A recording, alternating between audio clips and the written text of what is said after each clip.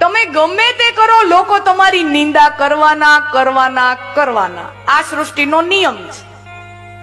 તમે કોઈ પણ સારામાં સારું કામ તમે કેમ નથી કરતા, લોકો તમારી નિંદા કરવાના કરવાના ને કરવાના જ. આ દૈત્યો દરેકને નડે છે. અહીંયા બેઠેલા કોઈ એવું ન કહી શકે કે અમને આવા દૈત્યો હેરાન નથી કરતા. આપણને બધાને હેરાન કરે જ.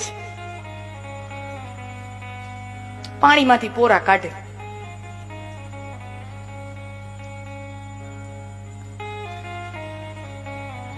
પણ જેનામાં સત્ય હોય, જેનામાં નીતિ હોય ને, એવા લોકો આજે પણ આવા દૈત્યોની પરવા કર્યા વગર ઈ આગળ વધીએ જાય. અને જાડા ચામડીનું થવું આ દુનિયામાં બહુ જરૂરી છે.